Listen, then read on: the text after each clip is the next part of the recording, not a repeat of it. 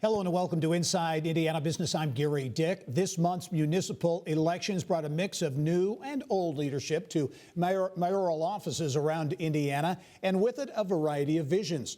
Here in the state capital, Democrat Joe Hogsett cruised to a third term in office, while in suburban Indy, Carmel elected Republican Sue Finkham to succeed retiring seven-term Mayor Jim Brainerd, and former newsman John Stair, Republican, is the new mayor in Zionsville. A familiar face back in office in Fort Wayne as Democrat Tom Henry won a fifth term in a close race. In Southeast Indiana, new leadership in Evansville as Democrat Stephanie Terry becomes the first woman and first African-American to lead that city. In Northwest Indiana, Democrat State Senator Eddie Melton is the new mayor in Gary, unseating incumbent Democrat Jerome Prince. And nearby in Valparaiso, a familiar face, former Republican Mayor John Costas, is back in office. And in Terre Haute, history is made. Today made a motion that it is time for change in Terre Haute, Indiana. That's 27-year-old Brandon Sakbun, a Terre Haute native, the son of immigrant parents and an Army Ranger. He's the city's youngest mayor ever, defeating four-term Republican incumbent Duke Bennett. And Mayor-elect Brandon Sakbun joins me now from Terre Haute with more. And Mayor-elect Sakbun, thank you very much for joining us. I know it's been a whirlwind for you. My first question, you're 27 years old. What in the world made you decide to run for mayor? Oh, that's a good question. And, I get it time and time again. Truth be told, my parents, as you mentioned earlier in the show, are immigrants.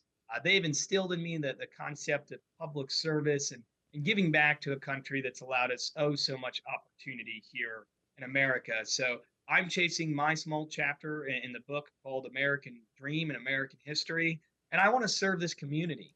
In third grade, I remember Grandparents' Day. It was really tough for a young kid whose grandparents were nowhere near Terre Haute, Indiana, and so many community members would come out and support me. So This is a community that raised me in my formative years. And this is a community I'm going to fight for in my young years and in my old years. Yeah, you've received a lot of national attention, in part because of your age, your personal story as well. A lot of national attention. You got a call the day after the election, as I understand it, from Vice President Kamala Harris. And as I understand it, on that call, among the things you talked about was the future for small cities in the Midwest, like Terre Haute. What is that? What is the future, in your view? What is the future? What does the future Terre Haute look like? Well, I'm a firm believer that Terre Haute is unique, right? Its future is riverfront downtown development. It's, working through advanced manufacturing, diversifying the job market, and leveraging not one, not two, not three, but four universities here. From Indiana State, Rose-Hulman, St. Mary the Woods College, and Ivy Tech, we have all the tools to just, launch on exponential growth here in Terre Haute, Indiana. Yep. And to me, the future is, as we look at a lot of these urban areas, a lot of these state capitals, is really kind of getting young professionals back to towns like Terre Haute, as well as practicing ageism and getting folks who are coming back home after living a long and successful career. So blending those two traits together in a great town like Terre Haute, that's what the future looks like. You mentioned advanced manufacturing. Terre Haute getting a commitment from Intech earlier in the year for a $1.5 billion electric vehicle battery components operation, 600 or so jobs. As you look at economic development, how aggressive do you think? Do you think Terre Haute needs to be more aggressive in that area? I do think they need to be more aggressive. But, when it comes to economic development, it's really so much more than just the jobs piece, the total number of jobs, the median income of the jobs coming in. You have to look at housing. You have to look at your education.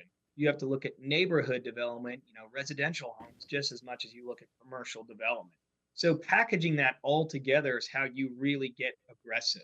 We want to sell the community of Terre Haute, what I call Terradise. I say it all the time. I've got 2 tickets to Terradise. You're invited. Mention it to the vice president as well. But those are the conversations that you need to have, is selling this community, not just from a jobs aspect, but from a housing aspect, educational aspect, quality of life aspect, and employment aspect as well. Yeah. Hey, only have very limited time here. 2 questions I want to get in. One, downtown development. There's been activity certainly over the last number of years downtown in Terre Haute. I know a lot of focus on that. Will that be a focus area, continuing that downtown redevelopment?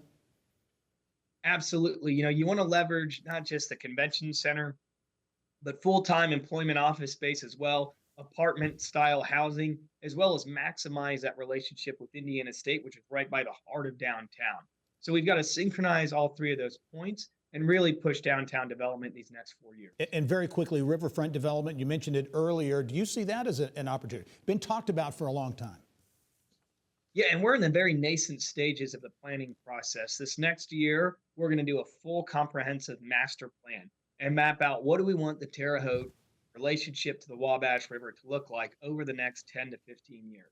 We're going to lay the groundwork, not just for my administration, but multiple mayors down the road and see 15 to 25 years of positive development. To me, that's mixed use, mixed income.